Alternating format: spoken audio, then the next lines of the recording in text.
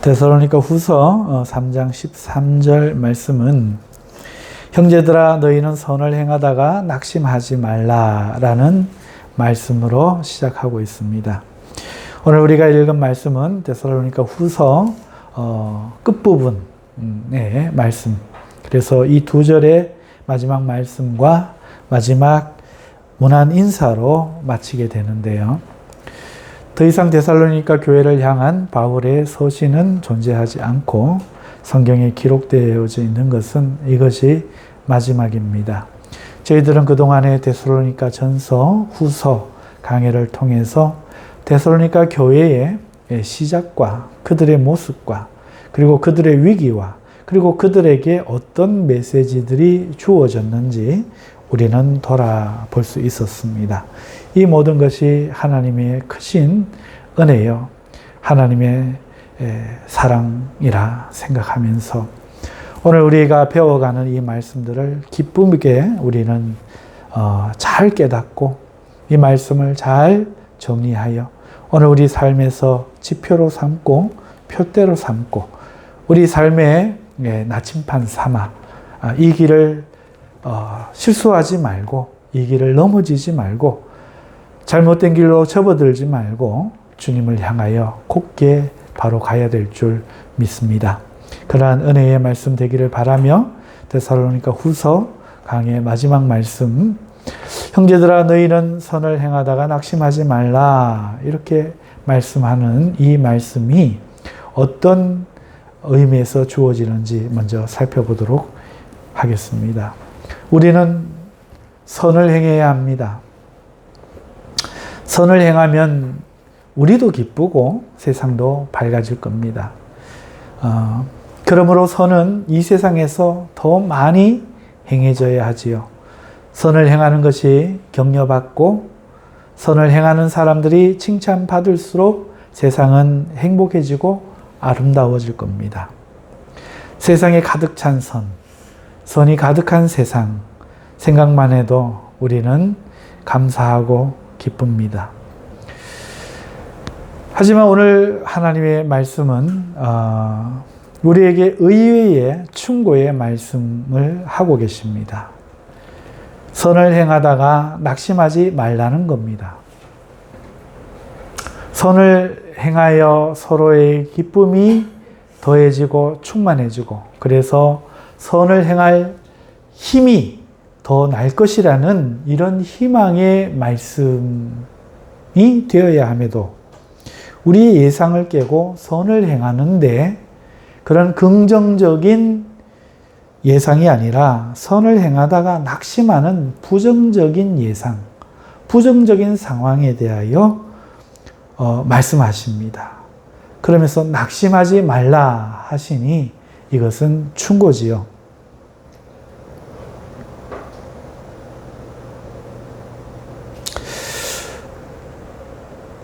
선을 행하는데 왜 낙심하는가? 이 말씀은 어떤 이유로 우리에게 주어지고 있는가?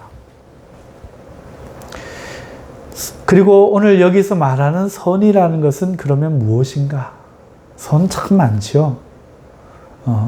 우리가 선이라고 생각하는 것들 참 이 세상에 많습니다. 운전을 하다가 잠이 든 운전자가 그 달리는 이상한 모습을 보고 고속도로에 차를 세워놓고 몸으로 달려가 사람을 살린 그런 영웅들의 이야기가 얼마 전에 보도된 적이 있는데요. 뿐만이 아니죠. 많은 선한 사람들이 선을 행한 일들이 오늘 우리에게 그래도 이 세상은 살만하다 이렇게 기쁨을 주고 희망과 용기를 주는 것이 사실이고 그래서 우리는 선을 행하면 세상이 더 좋아질 것이라 이렇게 말을 합니다. 그런 종류의 선. 오늘 본문에서 바로 그것을 이야기하고 있을까? 그것을 알기 위해서 우리가 오늘 문맥을 살펴보면은 문맥이라고 하는 것은요, 흐름이거든요. 글의 흐름. 글이 어떻게 흘러가는가, 피가 어떻게 흐르는가, 혈맥. 물이 어떻게 흐르는가? 수맥. 그러니까 글이 어떻게 흐르는가가 문맥 아닙니까? 문맥은 뒤로부터 오는 게 아니고 뒤도 살펴봐야지만은 앞에서 바로 앞에 무엇을 다루고 있는가. 6절에서 12절, 오늘 13절부터 읽었으니까 보시면은 우리가 지난주에 했다시피 경제 활동을 하지 않고 놀며 먹고 사는 자들에 대한 긴 충고, 경고의 말씀, 이게 문맥이었다는 거죠. 세상 사람들이 아니고 교회 안에 성도라고 이름을 하는데 신앙생활을 했는데 경제 활동을 하지 않고 놀고 먹는 거예요. 그 글 끝에서 오늘 이 말씀을 하고 있거든요. 이게 문맥이에요. 그러니까 이 선이라는 것은 이것과 상관없는 선을 말하지 않고 먹고 살기 위해서 스스로 일하는 이 일과 관련되어서 선이라 말씀하고 있다는 것이죠. 우리는 그거를 캐치해내야 됩니다. 하지만 먹고 살기 위해서 일하는 것을 과연 선이라고 할까? 먹고 살기 위해 일하는 것은 당연한 것이잖아요. 그것을 선이라고 우리가 말할 수 있을까요? 그렇지는 않죠. 만일 그렇다면 일하고 있는 이 세상 사람들 모두가 선인이 되지 않겠습니까? 그런 의미에서 선을 이해한다면요, 또 구원도 필요 없지요. 다 선인인데, 일만 하면 다 선인인데. 하나님이 땀 흘려 일하게 하신 것이 저주가 아니라 선을 권장하는 말씀이었구나, 이렇게 이해되겠죠. 그 말씀대로 수고하여 일하는 사람은 선인일 텐데 왜 구원이 필요하겠습니까? 그러니까 여기서 선은 비록 문맥상에서 일하는 것에 관해서 말하고 있어도 그 일하는 자체, 노동 자체를 말하는 게 아닙니다. 이건 배제를 해야죠. 그러면 무엇을 선이라고 말하는가? 어떤 것이 선인가? 이 선에 대해서 예상할 수 있는 것이 오늘 이 본문에서 두 구절에 보입니다. 첫 번째는 6절의 말씀인데요. 일하지 아니한 자들에게서 떠나라 하는 말씀이고, 두 번째는 다음 문맥 14절이죠. 13절의 다음 문맥 14절. 누가 이 편지에 한 우리말을 순종하지 아니하거든, 일하라는 이 말을 순종하지 아니하거든 그 사람을 지목하여 사귀지 말고 그로 하여금 부끄럽게 하라, 이렇게 말씀합니다. 그래서 앞에 일하지 않는 사람들을 떠나라, 다음은 그 사람과는 사귀지 말고 지목해서 부끄럽게 해라, 이렇게 말씀을 하고 있죠. 자, 이것이 일하는 것과 지금 같이 등장하죠. 일하는 사람과 일하지 않는 사람 중에 일하지 않는 사람에 대해서 이렇게 강경하게 지금 말씀하고 있는데요. 선이 일하는 것과 관련되어 있다면은, 그리고 일하는 것 자체가 선이 될 수 없다면은, 어쩌면 이 두 가지가 선에 해당되는 것일 수 있다는 겁니다. 예상 외의 것이지만요. 왜냐하면 이 말씀만 남으니까요.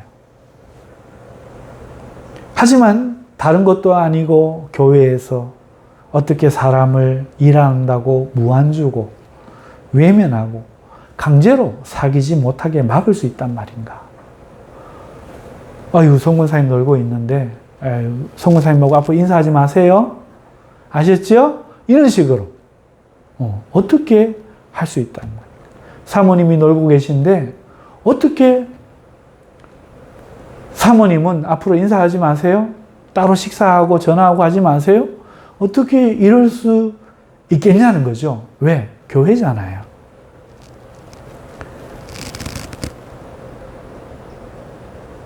하지만 하나님께서는 오늘 이게 하나님 말씀이잖아요. 우리에게 어떻게 말씀합니까? 일하지 않고 먹고 놀고 있는 사람에게만큼은 이렇게 하라. 강력하게 지금 말씀하신 거예요. 한 번도 아니고 여러 번. 자, 그러면 우리가 생각할 때 이것은 선이라기보다는 굉장히 무정하고 해서는 안 될 일 같은데 왜 이게 선이 되는가? 이유가 나오는데 15절입니다. 그래서 내 좋은 대로 하면 안 되고 글이라는 것은 항상 문맥으로 해석해야 되죠. 15절. 그러나 원수와 같이 생각하지 말고 형제같이 고면하라. 이래서 이게 선이 되는 거예요. 이게 무슨 뜻인가 하면은요. 지금 그 사람들에게서 일하지 않는 사람들에게서 떠나라는 거죠. 별개의 사람인 양 대하라는 거예요. 그리고 일하라는 가르침을 이것이 교회의 전통임을 가르치는데 순종하지 않는 거죠. 그러면은 딱 그 사람 이름을 불러가지고 지목해서 부끄럽게 하라.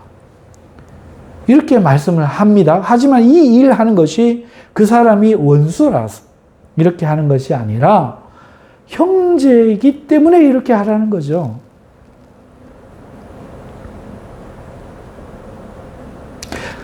미워하기 위해서가 아니라 그를 고치기 위한 조치며 방법이라는 겁니다.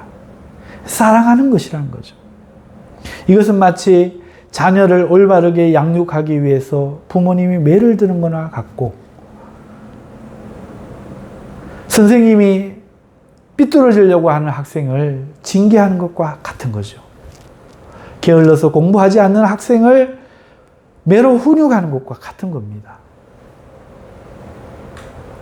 그러니까 이렇게 하는 것은 성도를 바르게 세우기 위한 사랑의 조치이기 때문에 그럼 이건 악이겠습니까? 선이겠습니까?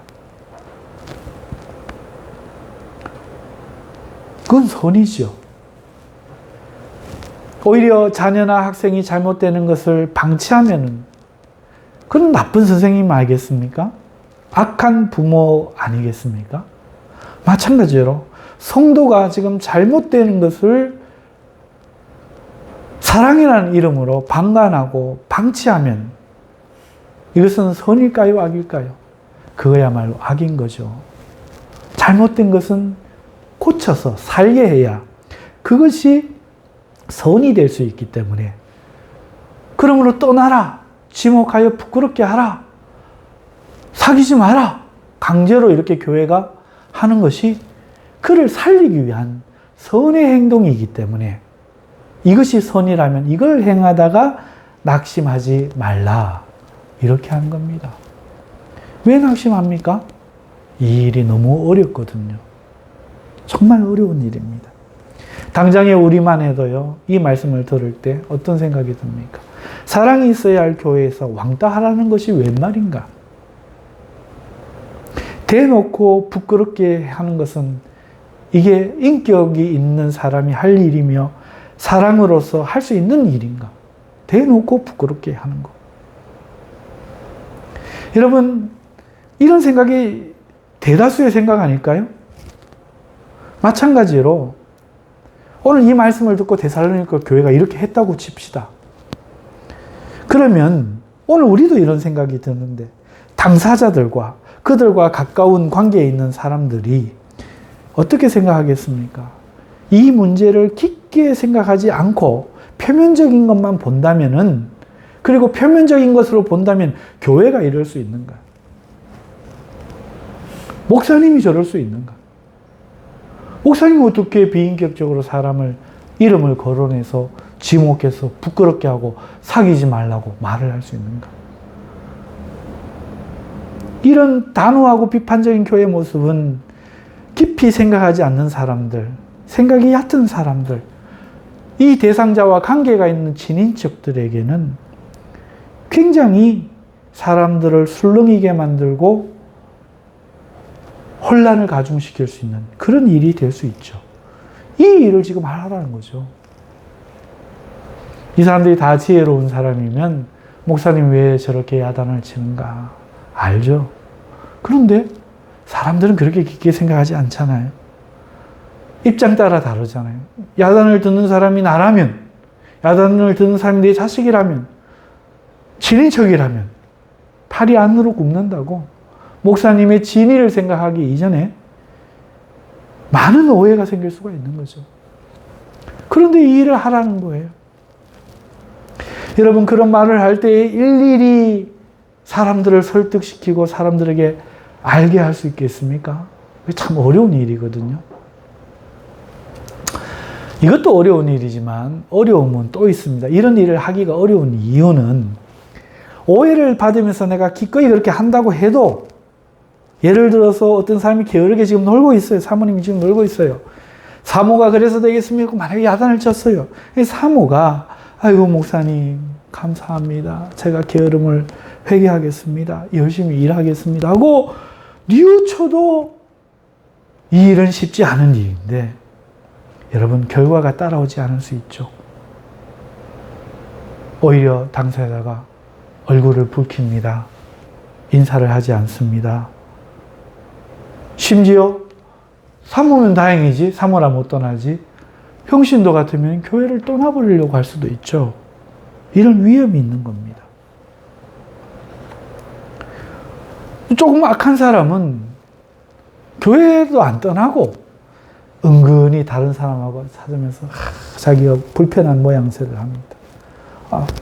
내가 일을 하는데 뭐 이래저래 잘 안 되고요. 내가 또 몸이 또 이렇게 허리가 좀 아픈 게 있고요. 뭐 이러면서 사람들의 동정과 지지 여론을 받으면서 목사님을 교묘하게 비꼬는 거죠. 목사님, 내 일하는 게 딱해서 그렇겠지만 어쨌든 들어야 안 되겠습니까? 제가 잘못한 걸요. 이러면서, 그러면 사람들이 또 약자는 동정 여론이 생기잖아요. 안 그래도 일을 못 하는데, 안 그래도 놀고 있는데, 안 그래도 부끄러울 텐데, 목사님 너무 그러시면 안 됩니다. 이런 또 여론이 생길 수 있거든요. 이 사람이 선동할 수 있는 거죠. 자기는 아무 말 안 하는 척하고. 이런 상황이 되면요, 차라리 책망 아니한 경우보다도 못해지는 거죠. 이 책망한다는 게 너무 어려운 거예요. 이 말씀대로 한다면 너무 어려운 거예요. 그런데 이 사람이 한 사람이 아니고 노는 사람이 한 10사람 되보십시오. 그럼 문제는 또 달라집니다. 여러분, 이렇게 매를 드는 사람의 입장에서는 이것은 매우 힘든 일이에요. 굉장히 고통스럽습니다. 그 사람들이 그렇게 하고 결과가 안 따라주기 때문에, 혹은 대항하는 사람이 되고 적이 되기 때문에 힘든 게 아니에요. 그것뿐만이 아니에요. 여러분, 무슨 말인가 하면은 부모가 자녀를 때릴 때, 아무리 자녀가 잘못했어도 자녀를 때릴 때, 그리고 자녀가 반성을 안 하고 죄를 모르고 있기 때문에 그 자녀를 모지게 때릴 때, 여러분 어느 부모가 아이고 오랜만에 스트레스 푸는구나 유쾌하겠습니까? 매는 자녀가 맞아도 부모는 더한 고통으로 맞는 거예요. 누구도, 어느 부모도 자녀를 유쾌하게 야단치는 부모는 단 한 사람도 없는 거죠. 마찬가지입니다. 주의 사랑으로 그 사람을 고치기 위하는 이 책망과 이런 왕따와 이런 부끄럽게 함과 이런 모진 모습은요, 목회자로 하여금 굉장한 고통을 갖게 하죠. 사랑하면 할수록 힘든 겁니다. 거기다가요, 여기에서 안 끝나요. 자기 자녀를 고치려고 해보신 부모님은 아실 터이지만 자기 자녀 고치지 않습니다. 자녀 안 고쳐져요. 3살 버릇 8 간다 하잖아요. 3살 이전에 매로 길을 들여야 돼요. 3살 이전에 그 고집을 꺾어놔야 그 사람이 누군가가 안 돼 하고, 법이 안 돼 하고, 문화가 안 돼 라고 하는 것을 넘어서지 않지. 그게 안 꺾이면 뒤로 몰래 넘어서 버립니다. 어느 정도 머리가 큰, 어느 정도 이성이든 자녀를 고치는 것 너무너무 힘듭니다. 저도 주위에서 이런 이야기 지금 많이 듣습니다. 엄마와 싸우는 딸, 아버지와 대항하는 아들, 한두 사람의 이야기가 아니죠. 왜 그렇습니까? 자녀를 어릴 때 매를 들어 고쳐주지 않았거든요. 여러분, 왜 고치기 힘듭니까? 왜 자녀를 때려서 고치기가 힘듭니까? 그만큼 힘든 거예요. 다 큰 성인으로 만나서 자기 자신도 해결하지 못하는 그 문제를 다시 말해서 놀고 먹는 습관이 되어버린 그 행동과 악심을 남이 모질게 대해서 고친다는 거, 이거 거의 불가능에 가깝습니다. 여러분, 부모가 사랑의 매를 들어서 자녀를 고치려고 하다가 자녀가 심하게 반항하면은요, 때로는 부모들이 그 매를 꺾어버리는 경우가 있어요. 자녀가 반항해서 영 잘못될까봐 걱정돼서 부모 자식의 관계가 영 깨어질까봐 겁을 내는 거죠. 그래서 자녀가 심하게 반항을 하면 매를 꺾어버리는 거예요. 성경이 아이를 훈계하지 아니하려고 하지 말라. 채찍으로 그를 때릴지라도 그가 죽지 아니하리라. 채찍으로 때리는 거예요. 노예나 때리는 채찍으로. 회초리 정도가 아니죠. 죽을 듯이 때려도 안 죽는다. 성경이 말하지만, 그렇게라도 고쳐야 된다. 성경이 말하지만, 여러분, 지금 오늘날 부모가 매를 들고 자녀를 때릴 때 이 매가 반드시 아이를 고치리라는 믿음보다는 현실에 반항하는 자녀의 모습이 더 크게 와닿고 걱정이 되기 때문에 매를 꺾어버리는 겁니다. 자녀도 그런데 어떻게 성도가 성도를, 교회가 성도를 그렇게 모질게 대하겠습니까? 자녀도 집을 나갔는데 성도가 어떻게 교회를 안 떠나겠습니까? 그러니까 교회 떠날까봐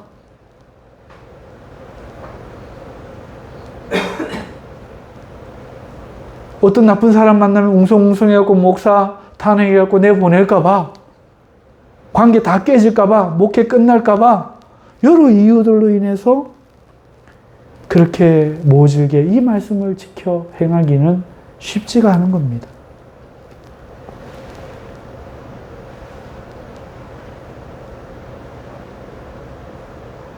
그렇기 때문에 놀고 먹는 사람 한두 번 이야기하다가 말 안 듣고 이 사람이 뭔가 속이 참 안 드러나지만 음흉하고 뒤에서 곤모술수를 부릴 수 있는 이런 사람이다 싶으면요,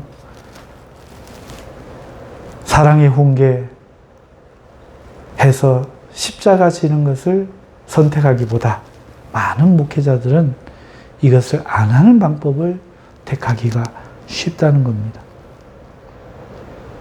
그래, 이런 사람도 있지, 저런 사람도 있는 법이지, 누구나 다 잘 될 수는 없지, 이렇게 그만 너그럽게 생각하고 싶은 마음이 굴뚝같이 일어나죠. 봐라, 절대로 안 된다. 사람은 절대로 안 된다. 이런 마음이 드는 거죠. 뿐만이 아닙니다. 이것도 힘들지만 그걸로 안 끝나요. 이 힘든 거는요, 이 선은요, 자기 스스로도 자책하는 거예요. 여러분, 너는 뭐라고? 너는 뭐라고? 얼마나 잘했다고? 이런 것부터 시작해서 지금 놀고 먹는 게 어떤 중재란 말인가? 예수를 안 믿겠다는 것도 아니고, 뭐 기도를 안 하는 것도 아니고, 도둑질 하는 것도 아닌데 무슨 큰 죄라고 이렇게까지 해야 하는가? 적당히 말 안 들으면 넘어가지. 이렇게까지 성도를 갈라놓고 저 사람 사귀지 말고 나머지 사람은 자기 말 들어줄 거며, 이게 뭐 예수 안 믿는 죄고 이단의 죄라면은 쫓아내겠지만 그런 것도 아닌데,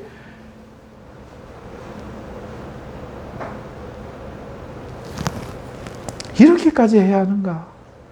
이런 생각이 드는 거죠. 그리고 또 일을 안 해서 그렇지 그게 문제지, 가만 보면 사람은 또 착한 거죠. 나름 또 재미도 있고 남들하고 잘 어울리기도 하고요. 그런데 뭘 그렇게 중한 죄를 졌다고 이렇게 사람을 교회에서 모질게 한 사람을 핍박해야 되는가? 여러분, 이러면요, 자 보십시오. 일하지 않는 사람 책망해서 야단쳐서 사람들에게 왕따시켜서 부끄럽게 해서 일하게 만들려고 하는 이 일 하겠습니까? 안 하겠습니까? 못하는 겁니다. 누가 하겠습니까? 누가? 특히 이렇게 목사처럼 월급 받아 사는 사람 어떻게 하겠습니까? 개척교회에서 교인들 없는 목사들 어떻게 하겠습니까? 월급 못 받을까봐 못하고, 교회 망할까봐 못하고, 자비량으로 자기 생활비 넉넉하게 버는 사람들이나 졸지 말라고 뭐라 하지, 누가 뭐라 하겠습니까? 못합니다. 참 매를 드는 사람도 괴로운 거죠. 그런데요, 여기서도 안 끝나요. 이 매를 드는 사람, 이 매를 드는 이 목회자, 또 사람이잖아요. 사람이란 게 무슨 뜻이에요? 오욕칠정을 가지고 있다는 거잖아요. 죄성을 가지고 있다는 얘기잖아요. 여러분, 자기가 이렇게 했을 때, 그럼에도 했을 때 알아주고 깨달아주면 너무 감사한데, 여러분, 대상이 자신의 뜻을 몰라주고 비방하고 사람들과 함께 적반하장으로 오히려 공격을 할 때, 그런 사람들을 보면서 어떤 마음이 들겠습니까? 야, 저 사람에게 무슨 희망이 있을까? 이런 마음이 들 수밖에 없죠. 야, 저 사람 못 알아듣는다. 실망하죠. 그 악한 모습에 절망하는 겁니다. 진주를 돼지에게 주지 말라고 주님 말씀하셨는데, 저런 사람에게 이 꾸짖음을 주는 게, 내가 저 사람을 포기하지 않고 희망을 갖고 바르게 만들겠다고 노력하는 이게 무슨 가치가 있는가? 나아가 미운 마음도 들고 하기 싫은 마음도 들고 의욕을 잃어버리는 거죠. 사람 고쳐 쓸 수 없다 하더니 옛말 하나 안 틀렸다. 세상 진리가 그런데 왜 하나님은 우리 보고 저 사람 고쳐 쓰라고 이렇게 하시는가? 왜 이 핍박을, 안 받아도 될 핍박을 받게 하시는가? 못합니다. 교회가 웅성웅성하면 장로님들이 와서 그럽니다. 목사님, 교회 쪼개질 판입니다.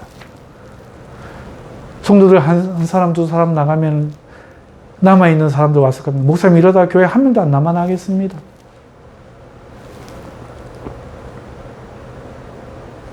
목회자는 상심하고 낙심하고 비관하죠. 주의 일을 어떻게 하겠는가? 사람 고쳐 못 쓴다는 거, 이거 진리 아닌가? 왜 하나님은 이렇게 하시는가? 이런 힘든 점들이 있어서요, 이 명령은 매우 힘든 겁니다. 그래서 선이라는 거예요. 누구나 할 수 있으면, 해서 아무렇지도 않은 거면 왜 선이라고 하겠습니까?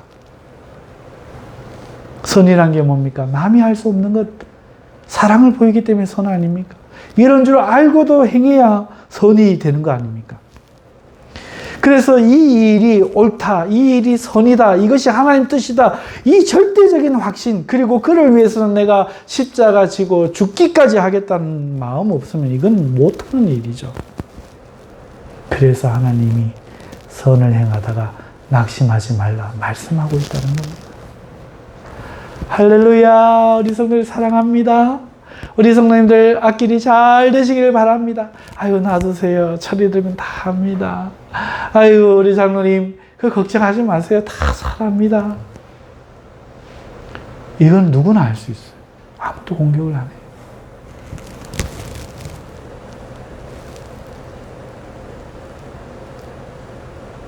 하지만 이 말씀을 지키면 교회는 힘들어집니다. 특히 오늘 같은 현대에는요, 부모 말도 안 듣는 자녀가 사는 이 현대는요, 절대로 이 말은 순종할 수 없는 말인데, 하나님이 우리에게 선을 행하다가 낙심하지 말라 말씀하면서 또 이렇게 하라는 거예요.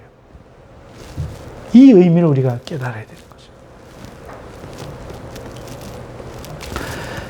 이 하나님의 말씀이, 이 충고가 오늘 하나님을 바르게 믿고 자녀를 말씀으로 가정교육하려고 하는 모든 부모와 모든 선생님들과 모든 교회에 얼마나 필요한지 모릅니다.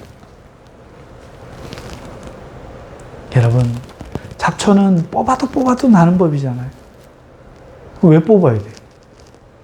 나쁜 사람은 제거해도 끊임없이 생깁니다. 깡패를 잡아 감옥에 넣으면 뭐합니까? 다음 어느샌가 다른 깡패가 자리를 차지할 뿐이에요. 학폭 없애면 뭐합니까? 그 밑에 항연에서 또 올라오는데요.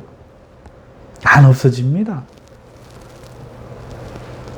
교회에 그런 사람 하나 고쳐놓으면 교회가 잘 돌아갑니까? 아니요. 또 문제는 생깁니다. 그래서 지쳐서 안 하면 어떻게 됩니까? 만약에 우리가 이걸 지치면 어떻게 됩니까? 죄를 벌할 생각도 안 하겠죠. 잡초 뽑을 힘을 잃고 잡초 안 뽑는 거예요. 모든 사람이 아유 내 문제 아닌데 지나가다 아이 훈계 안 하는 거죠. 탈선 청소년들 안 훈계하는 거죠.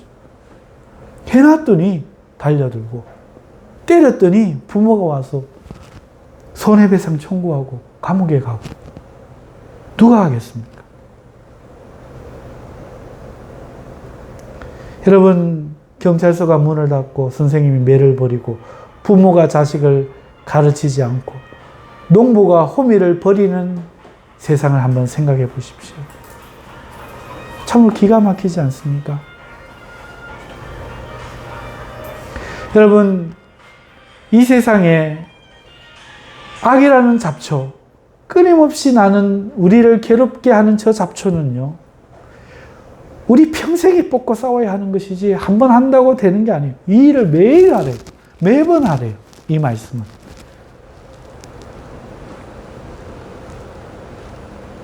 왕성할 때 잡초를 뽑을 용기조차 내기 어렵잖아요. 기껏해서 잡초를 뽑지만 그 다음에 잡초 또 나거든요. 하지만 우리가 한 번 하고 나면 그 다음에 나는 잡초는 조기에 제거하기가 훨씬 쉬워집니다. 어렵다고 피하면 안 되는 것이죠. 아이고 잡초 또 나는데 그 밭 뭐하러 가노? 길쌈 뭐하러 매노? 놔둬라. 이래갖고는 농사 망치는 겁니다. 일은 포기하면 안 돼요. 그러니까 선을 행하다 낙심하지 말라고 하는 이 말씀은 모든 부모가, 모든 선생님이, 모든 교회가, 모든 법정이, 모든 경찰관들이 정말 받아들여야 꼭 필요한 말씀이라는 거죠. 또 난다고, 또 생긴다고 지쳐서 용기를 잃어버리면 세상은 걷잡을 수 없게 되는 거죠. 우리가 아무리 힘들어도, 아무리 고통스러워도, 아무리 그 때문에 어려운 일이 생겨도 이 일을 포기하지 말고 길쌈을 메고 악을 제거하고 악과 싸우고 매를 들어서 자기의 심령을 찢을지라도 자녀를 양육하고 그러한 성도를 죽는 심정으로 징계를 해야 교회도 바로 서고 가정도 바로 서고 나라도 바로 서고 이 세상이 밝아질 수 있는 겁니다. 이 사실을 우리가 깨달아야 하는 것이죠. 하지만 그럼에도 불구하고 주의할 것이 있습니다. 아무리 속상하고 아무리 선을 행하는 일이라 할지라도 우리가 사람이라서 원수처럼 미워하면 안 된다는 거죠. 이거는 자녀를 깨닫게 하는 그런 사랑의 매인 것처럼 사람을 살리기 위한 것이잖아요. 상대가 못 알아듣고 깨닫지 못하고 한심하지요. 하지만 미워하지 말고 형제로서 살리기 위해서 이렇게 해야 한다는 겁니다. 꾸짖어 부끄럽게 만들고 더 이상 친밀한 형제의 교제를 중단하게 하면서 그 사람을 부끄럽게 만들지라도 이런 처방을 내릴지라도 마음에서부터 원수처럼 미워해서는 안 되고 형제로서 그가 뉘우쳐 돌아오기를 바라는 마음으로 관계를 끊는 것이 아니라 돌아올 때까지 단호함을 보여주는 마음으로 한석봉이 어머니가 잠시 집이 그리워 돌아온 아이에게 불을 끄고 글을 쓰게 했던 그 마음, 돌려보냈던 그 밤에 돌려보냈던 그 마음으로 오늘 우리는 이 선을 행해야 된다. 주님이 말씀하고 계신 겁니다. 여러분 데살로니가 교회에는 종말이 왔다는 이단들이 등장했음을 우리가 앞에서 읽었죠. 이제 곧 주님이 오신다는 소문을 사람들이 듣고 성도들이 듣고 흔들리기 시작합니다. 주님이 오시면 끝이잖아요. 사업이 무슨 소용이 있고 세상 일이 무엇이 중요하겠습니까? 주님 곧 오시는데 재산을 가지고 있은들 무슨 남겨둔들 무슨 소용이 있겠습니까?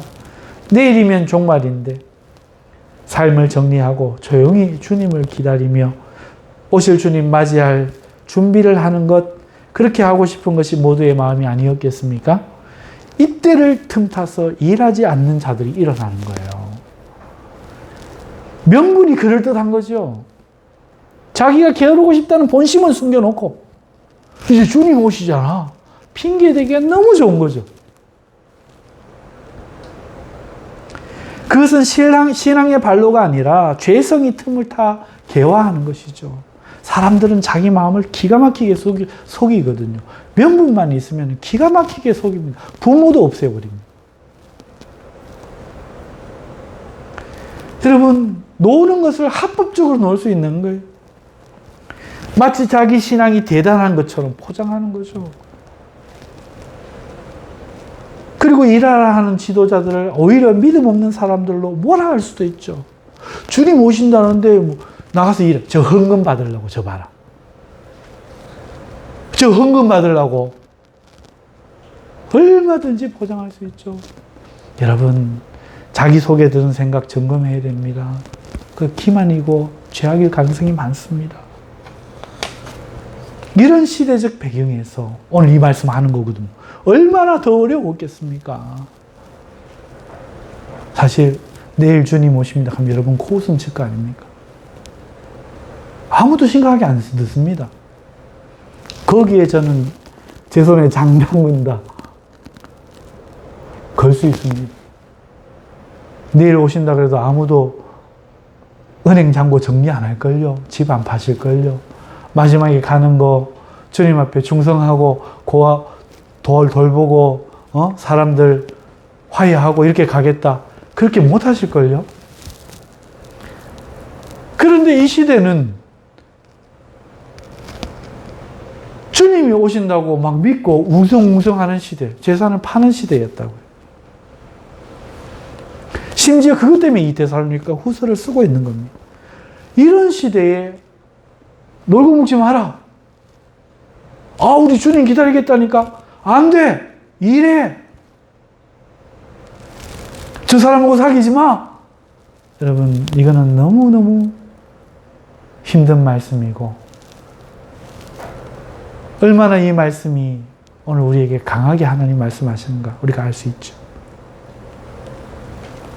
그러면서 말씀합니다. 선을 행하다가 낙심하지 말라. 오늘 데살로니가 후서 강해를 오늘 12번에 걸쳐서 오게 되었고 오늘 마치고 있는데요. 바울은 마지막으로 이렇게 축복합니다. 평강의 주께서 친히 때마다 일마다 너희에게 평강을 주시고 주께서 너희 모든 사람과 함께 하시기를 원하노라. 그리고 바울은 자신의 마음을 이렇게 표현합니다.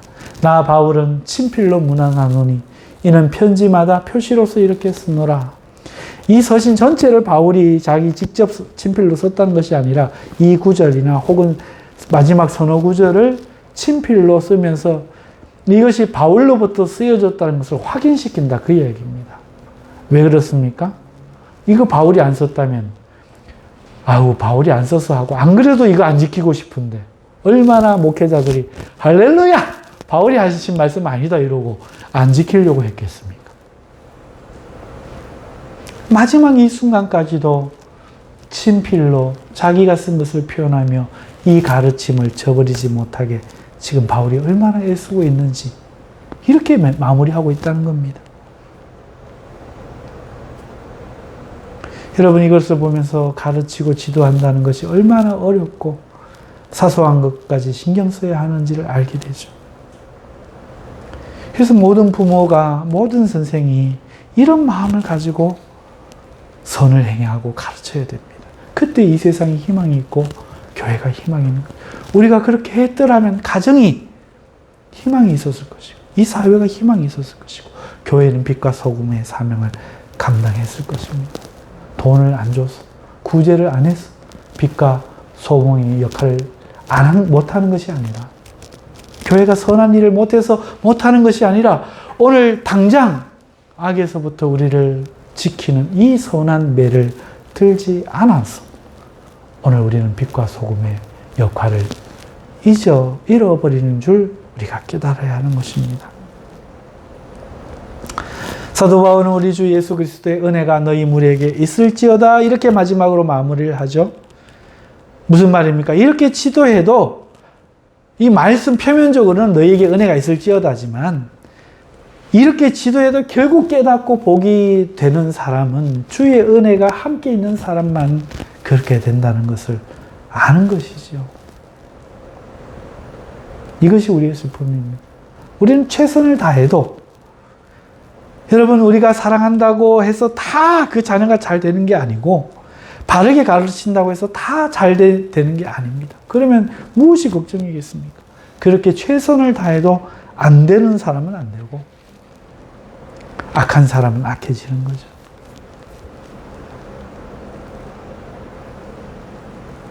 오직 하나님의 은혜가 있어야 됩니다. 우리는 그렇지 못한 세상을 우리가 살고 있잖아요. 애쓰고 수고해야 함에도 눈물을 흘려야 하는 수많은 경우를 우리는 매일 봅니다. 그렇기 때문에 오늘 우리가 선을 행할 수 있는 사람이고 일하면서 먹고 사는 사람이고 목회자의 말씀을 듣고 목회자의 매를 사랑으로 듣고 회개할 수 있는 마음이라면 그거는 하나님의 은혜인 겁니다.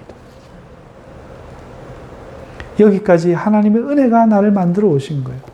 마지막으로 강조하는 것은 그겁니다. 너희 교회여 그러함에도 하나님의 은혜를 잊지 마라. 그 가르침만으로는 되지 않는다. 하나님의 은혜가 필요하다. 그리고 그 은혜를 축복하는 거죠. 예수님께서 자기를 팔려고 오는 가룟 유다를 그 전날 밤 몇 시간 전에 떡을 찢어줬죠.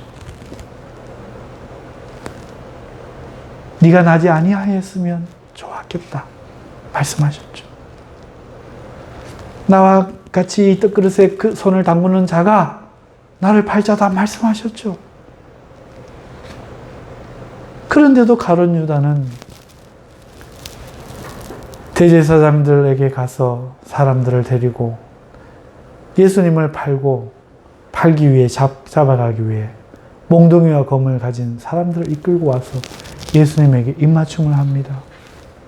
선생님이요. 그때 예수님이 어떻게 합니까?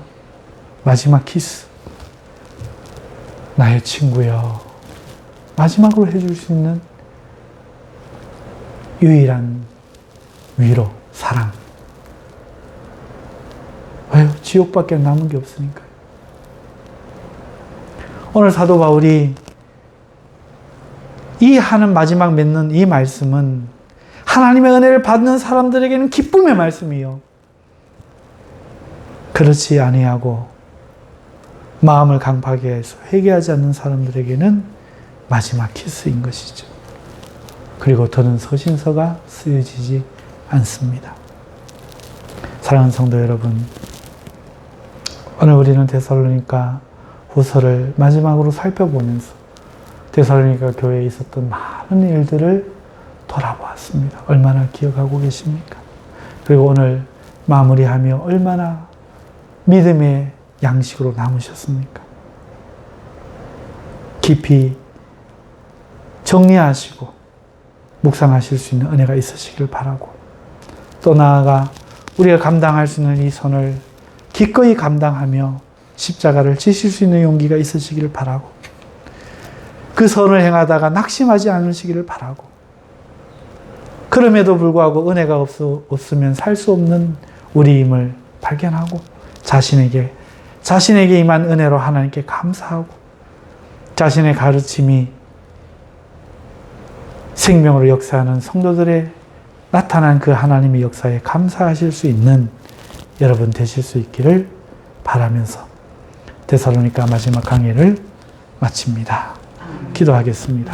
거룩하신 하나님, 오늘 이 말씀으로 오늘 우리의 심령이 새로워지도록 은혜 베풀어 주시옵소서.